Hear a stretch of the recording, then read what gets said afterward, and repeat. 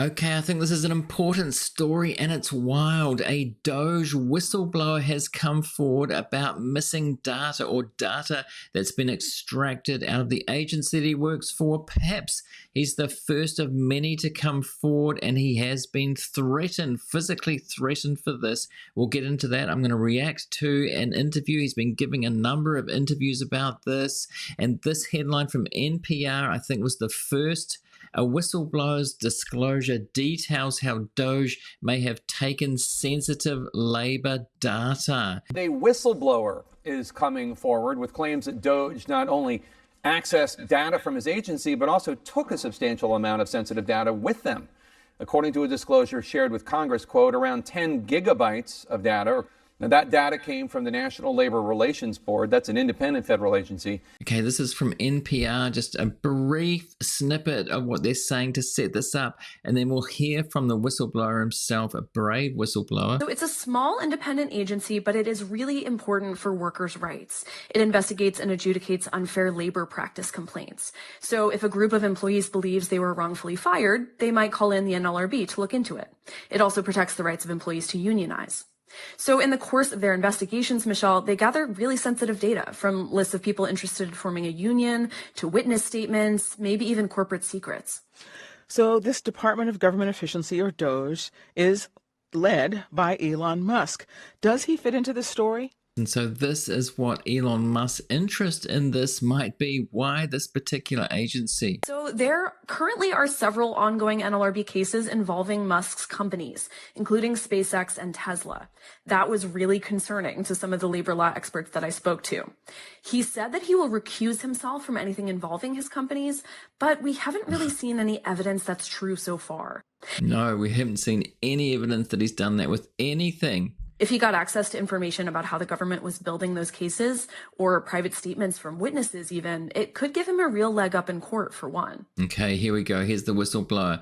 So he explains exactly what he saw, what's going on here. Let's get into it. Joining us now, Daniel Baroulis. He's the whistleblower that we were talking about, as well as his attorney, Andrew Buckeye. How did you first deduce that there was a problem?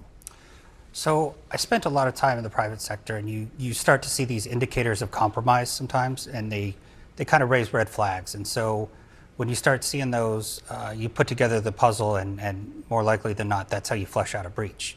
And I saw those same indicators in my agency and started raising the flag. So in your complaint that you shared with Congress, you include this screenshot we're going to show. It shows a large spike in data leaving the National Labor Relations Board. You say that's extremely unusual because data almost never directly leaves the databases. That's pretty obvious. Look at that data going out there. If you're listening to this, there's a massive spike on a chart way above normal. Yes, that would be a red flag of data going out, which he explains that it is actually going out of the systems that he monitors. How do you know what was being removed, and is it possible you saw something that has a plausible explanation behind it? I definitely would prefer that, actually. I've tried to prove the negatives multiple times. It correlates directly with data that was exiting the database at the same time. There's a lot of corroborating evidence that points to it. That was the first thing I tried to do, is just rule out every other solution before I went this route. I mean, to be on national TV, multiple stations, multiple interviews here with his lawyer, he is pretty sure about what happened.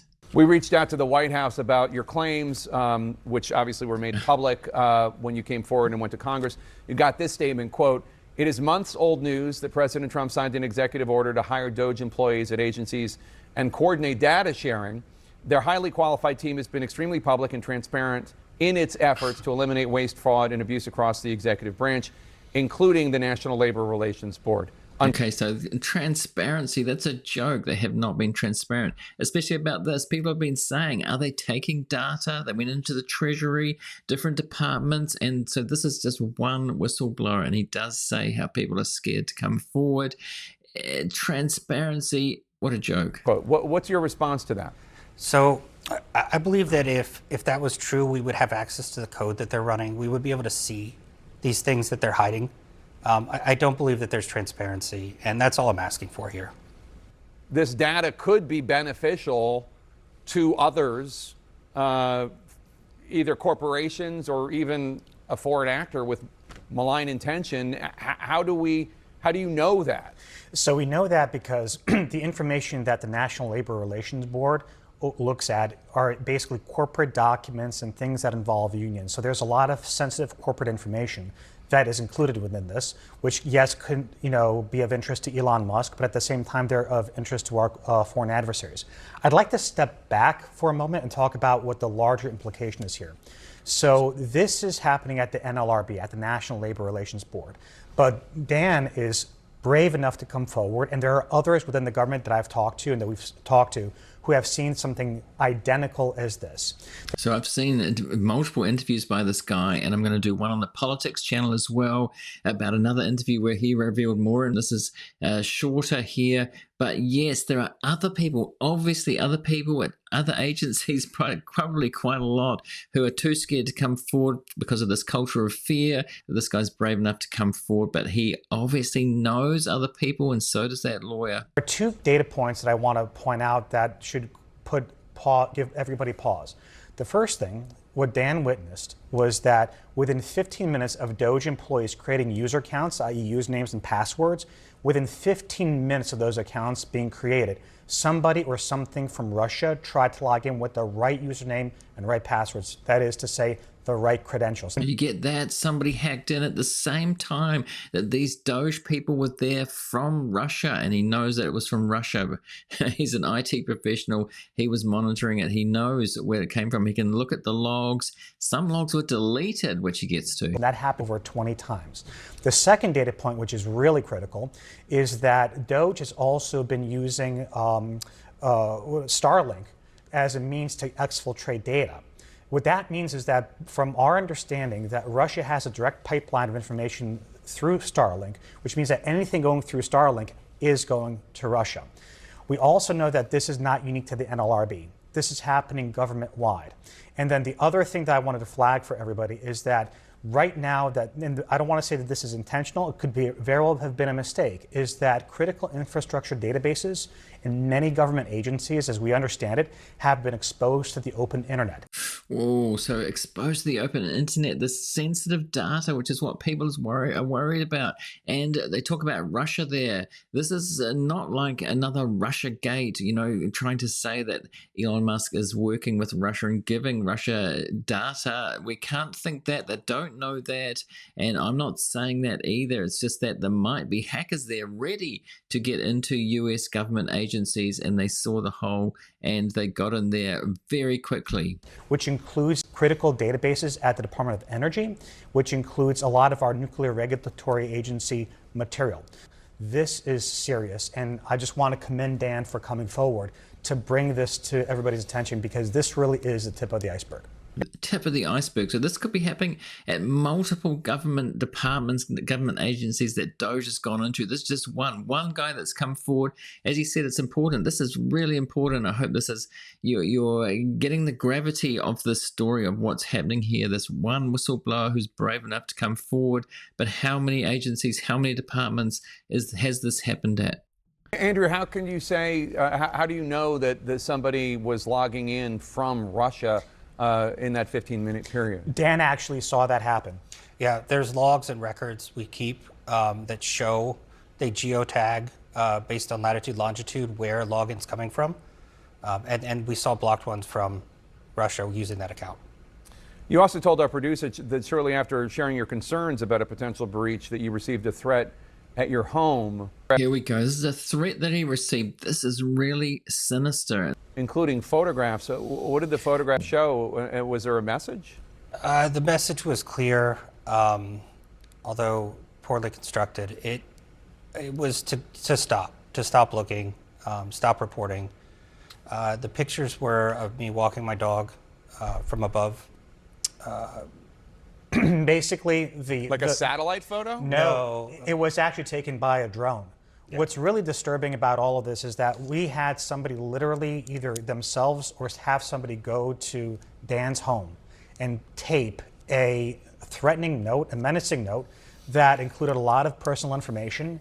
There was a clear reference to his whistleblowing activities ahead of our filing, and with an image basically threatening him as he's walking his dog via, and that image was taken via drone. We've taken this very seriously. Get that? So an image was taken of him by drone of him walking his dog. A message was put on his door. It was in a white envelope. He said in another interview, a menacing, threatening message before they came forward with this. So he was being surveilled.